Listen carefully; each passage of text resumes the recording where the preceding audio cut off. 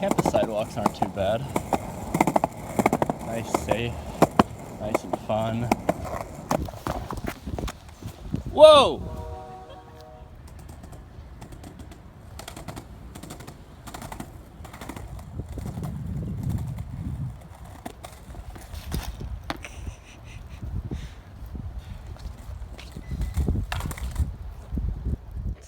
So now, while those first videos might have been a tad exaggerated, those are very real things that have happened to me. Both of those cracks on the sidewalk have taken me out already. I actually still have a bruise on this leg from tripping on that second crack last week, headed into the parking lot. Alright guys, so right now what you're seeing, I'm on the paved path at the La Crosse marsh. About 6 months ago, after all the snow in La Crosse melted, it all flooded through here, through the marsh, and it swept away this patch of walkway here. Almost 50 feet worth of paving was just completely washed away, and it didn't even get this gravel for about 4 months to follow. So this entire path leading to the miles and miles of trails that we have access to, one of our few resources here in this town, was completely eliminated from accessibility.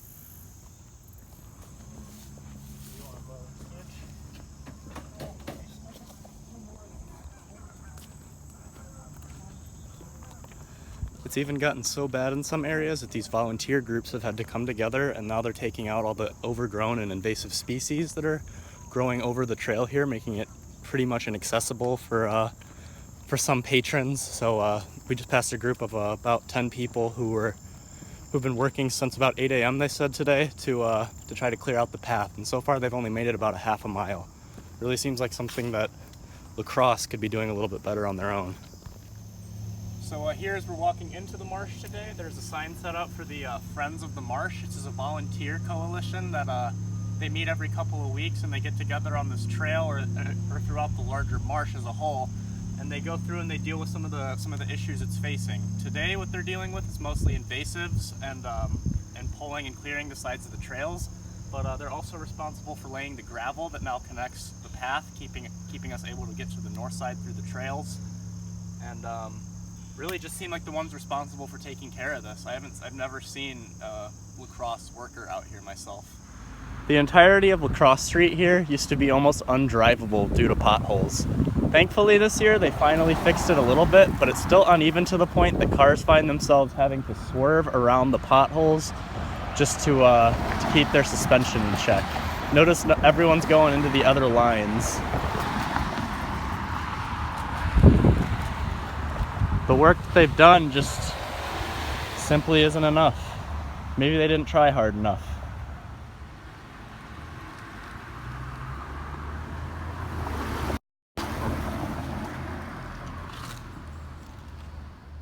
So for this interview today, I'm going to be talking with Miss Jennifer. She's a good friend of mine who, out of all of them, has lived in La Crosse the longest. So I'm here to talk to her a little bit today about her experience with it.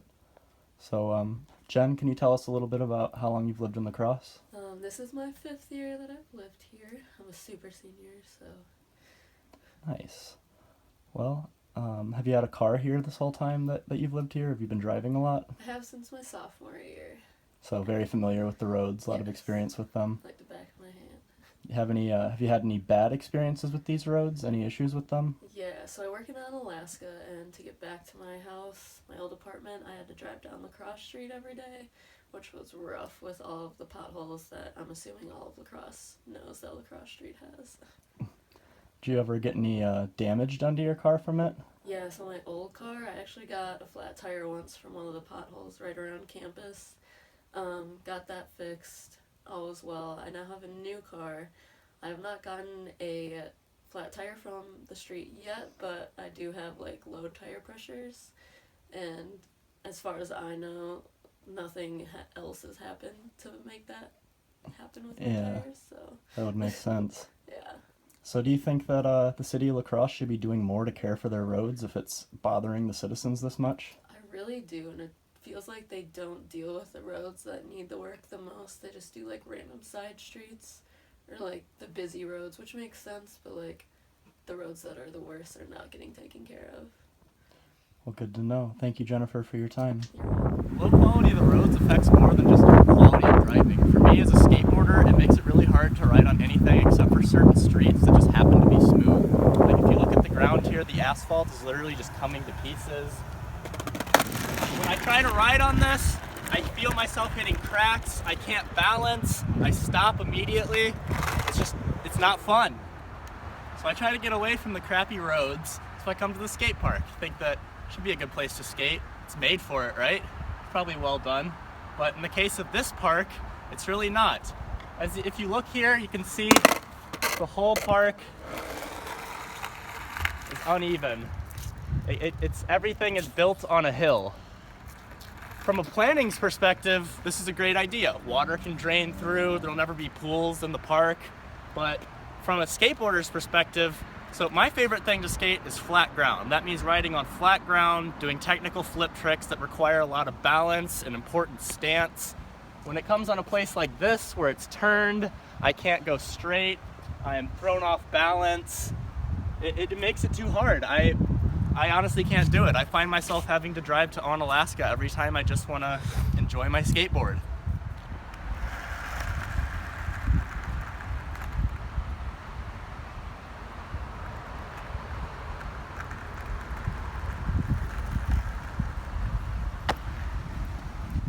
While I'm talking about the surface here, I might as well talk about how poorly it's built. Here we have a really nice example of someone who's not a skateboarder building into a skate park. So aesthetically, it looks perfect, but a key part of skateboard transition is it being smooth. But here, the way it's built, that's how it should look. A nice gradual up down. I don't feel like I'm jerking anywhere. But then come over to here, which was the original one built.